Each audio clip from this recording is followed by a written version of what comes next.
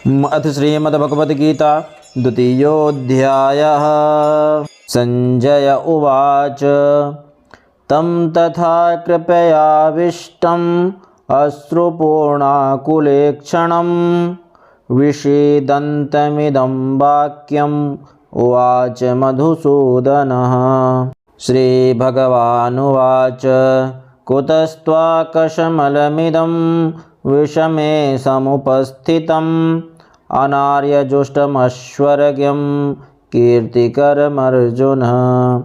क्लैब्यं माश्मगमः पार्थ नैतत्त्वय्युपपद्यते क्षुद्रं हृदय दौर्बल्यं त्यक्तवोत्तिष्ठ परं तप।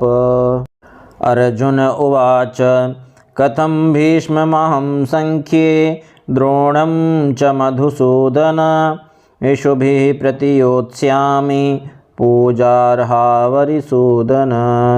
गुरोन् हत्वा हि महानुभावान् श्रेयो भोक्तुं भैक्ष्यमपीह लोके हत्वार्थकामांस्तु गुरोनिहैव भुञ्जीय भोगान् रुधिरप्रदिग्धान्।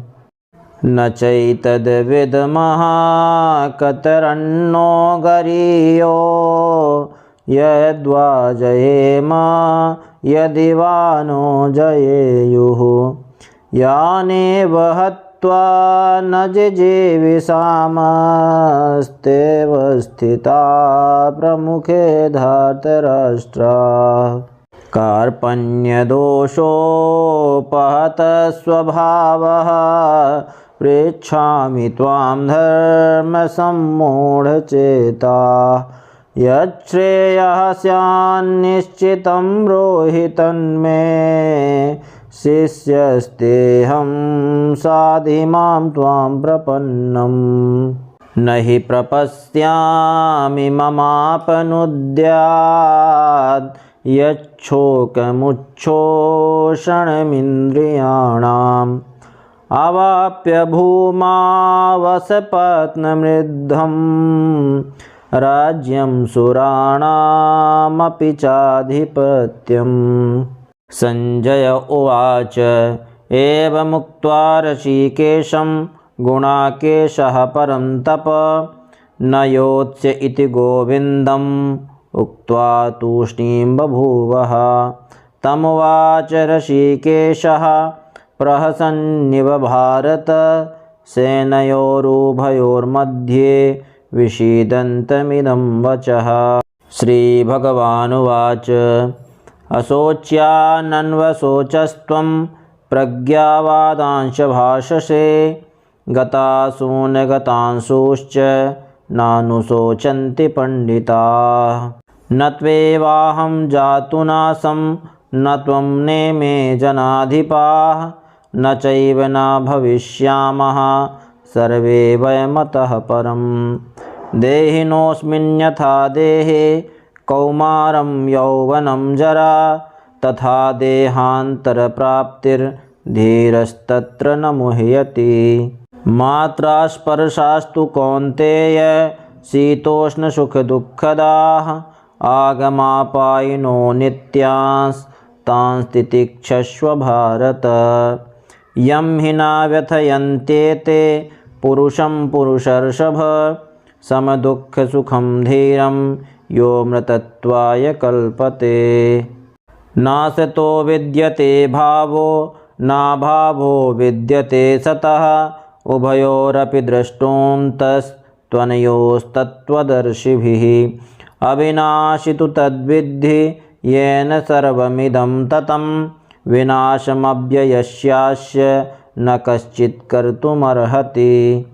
अन्तवन्त इमे देहा नित्यशोक्ताः शरीरिणः अनाशिनो प्रमेयस्य तस्माद्युध्यस्व भारत। ययेनं वेत्ति हन्तारं यश्चैनं मन्यते हतम् उभौ तौ न विजानीतो नायं हन्ति न हन्यते।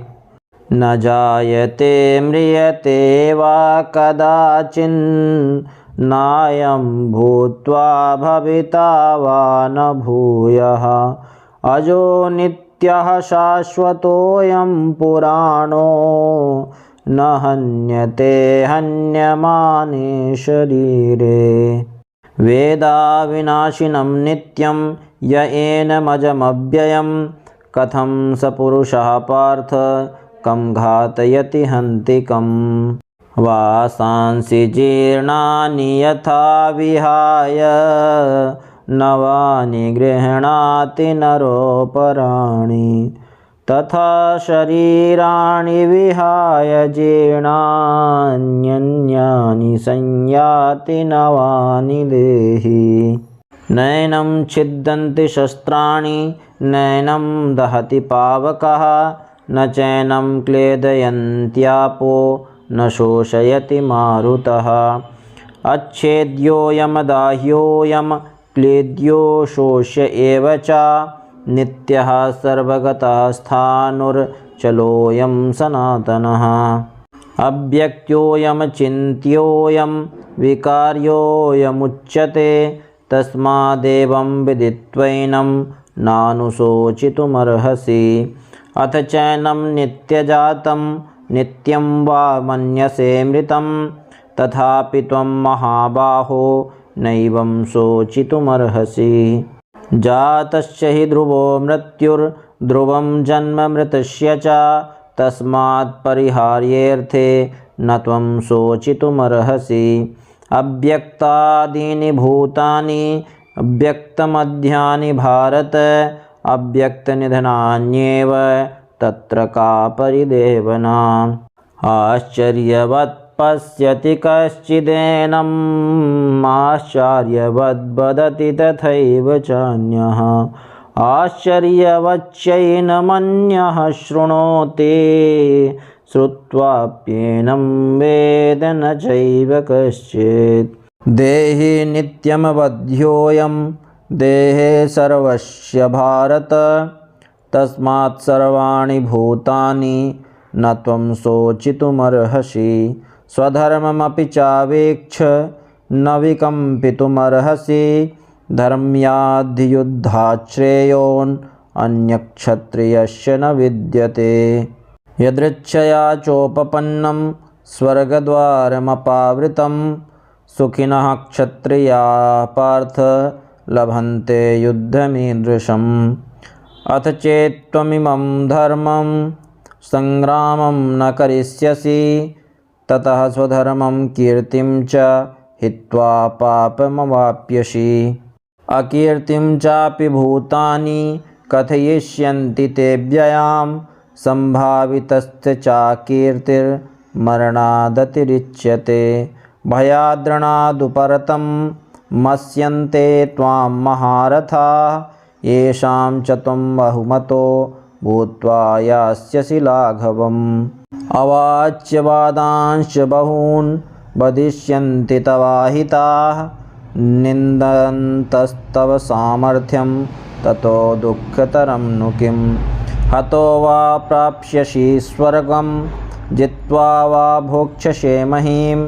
तस्मादुत्तिष्ठ कौन्तेय युद्धाय कृतनिश्चयः सुखदुःखे समे कृत्वा लाभालाभौ जयाजयौ ततो युद्धाय युज्यस्व नैवं पापमवाप्स्यसि एषा ते विहिता सांख्ये बुद्धिर्योगे त्विमां शृणु बुद्ध्या युक्तो यया पार्थ कर्मबन्धं प्रहास्यसि नेहाभिक्रमनाशोऽस्ति प्रत्यवायो न विद्यते स्वल्पमप्यस्य धर्मस्य त्रायते महतो भयात् व्यवसायात्मिका बुद्धिरेकेह कुरु नन्दन बहुशाखा ह्यनन्ताश्च बुद्धियो व्यवसायिनां यामिमां पुष्पितां वाचं प्रवदन्त्यविपश्चितः वेदवादरताः पार्थ नान्यदस्तीति वादिनः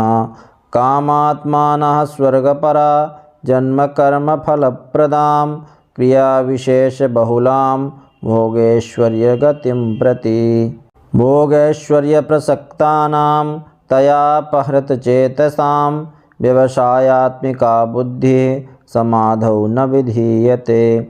त्रैगुण्यविषया वेदा निस्त्रैगुण्यो भवार्जुन। निर्द्वन्द्वो नित्यसत्त्वस्थो निर्योगक्षेम आत्मवान्। यावानर्थ उदपाने सर्वतः सम्प्लुतोदके तावान् सर्वेषु वेदेषु ब्राह्मणस्य विजानतः। कर्मण्येवाधिकारस्ते मा फलेषु कदाचन। मा कर्मफलहेतुर्भूर्मा ते सङ्गोऽस्त्वकर्मणि। योगस्थः कुरु कर्माणि सङ्गं त्यक्त्वा धनञ्जय। सिद्ध्यसिद्ध्यो समो भूत्वा समत्वं योग उच्यते। दूरेण ह्यवरं कर्म बुद्धियोगात् धनञ्जय। बुद्धौ शरणमन्विच्छ कृपणाः फलहेतवः। बुद्धियुक्तो जहातीह उभे सुकृतदुष्कृते। तस्माद्योगाय युज्यस्व योगः कर्मसु कौशलम्। कर्मजं बुद्धियुक्ता हि फलं त्यक्त्वा मनीषिणः। जन्मबन्धविनिर्मुक्ताः पदं गच्छन्त्यनामयम्।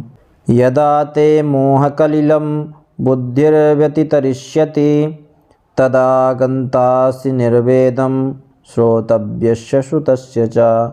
श्रुतिविप्रतिपन्ना ते यदा स्थास्यति निश्चला समाधावचला बुद्धिस्तदा योगमवाप्यसि। अर्जुन उवाच स्थितप्रज्ञस्य का भाषा समाधिस्थस्य केशव। स्थितिः किं प्रभाषेत किमासीत व्रजेत किम्। श्रीभगवानुवाच प्रजहाति यदा कामान् सर्वान् पार्थमनोगतान्। आत्मन्येवात्मना तुष्टः स्थितप्रज्ञस्तदोच्यते। दुःखेष्वन् उद्विग्नमनाः सुखेषु विगतस्पृहा। वीतरागभयक्रोधा स्थितधीर्मुनिरुच्यते। यः सर्वत्रानभिस्नेहस्तत्तत्प्राप्य शुभाशुभं। नाभिनन्दति न द्वेष्टि तस्य प्रज्ञा प्रतिष्ठिता। यदा संहरते चायं कूर्मोऽङ्गनीव सर्वशः। इन्द्रियाणीन्द्रियार्थेभ्यस्तस्य प्रज्ञा प्रतिष्ठिता। विषया विनिवर्तन्ते निराहारस्य देहिनः। रसवर्जं रसोऽप्यस्य परं दृष्ट्वा निवर्तते। यततोऽपि कौन्तेय पुरुषस्य विपश्चितः। इन्द्रियाणि प्रमाथीनि हरन्ति प्रसभं मनः। तानि सर्वाणि संयम्य युक्त आसीत् मत्परः। वसे हि यस्येन्द्रियाणि तस्य प्रज्ञा प्रतिष्ठिता। ध्यायतो विषयान् पुंसः सङ्गस्तेषुपजायते। सङ्गात् सञ्जायते कामः कामात् क्रोधोऽभिजायते। क्रोधात् भवति सम्मोहः सम्मोहात् स्मृतिविभ्रमः। स्मृतिभ्रंशात् बुद्धिनाशो बुद्धिनाशात् प्रणश्यति। रागद्वेषवियुक्तैस्तु विषयानिन्द्रियैश्चरन्। आत्मवश्यैर्विधेयात्मा प्रसादमधिगच्छति। प्रसादे सर्वदुःखानां हानिरस्योपजायते। प्रसन्नचेतसो ह्याशु बुद्धिः पर्यवतिष्ठते। नास्ति बुद्धिर्युक्तस्य न चायुक्तस्य भावना।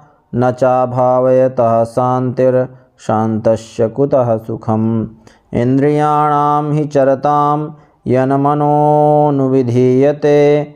तदस्य हरति प्रज्ञां वायुर्नावमिवाम्भसि। तस्माद्यस्य महाबाहो निगृहीतानि सर्वशः। इन्द्रियाणीन्द्रियार्थेभ्यस्तस्य प्रज्ञा प्रतिष्ठिता। या निशा सर्वभूतानां तस्यां जागर्ति संयमे।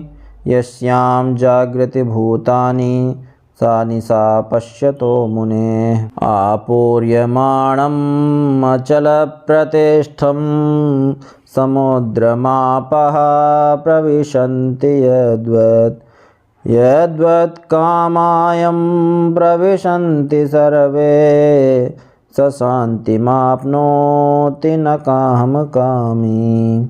विहाय कामान्यः सर्वान् पुमांश्चरति निष्पृहः निर्ममो निरहङ्कारः स शान्तिमधिगच्छति। एषा ब्राह्मी स्थितिः पार्थ नैनां प्राप्य विमुह्यते स्थित्वा श्यामन्तकालेऽपि ब्रह्मनिर्वाणमृच्छति। ओम तत्सदिति श्रीमद्भगवद्गीतासु उपनिषत्सु ब्रह्मविद्यायां योगशास्त्रे श्रीकृष्णार्जुनसंवादे सांख्ययोगो नाम द्वितीयोऽध्यायः। बोलिए श्री वृंदावन बिहारी लाल की जय। श्री लाडली लाल जू सरकार की जय।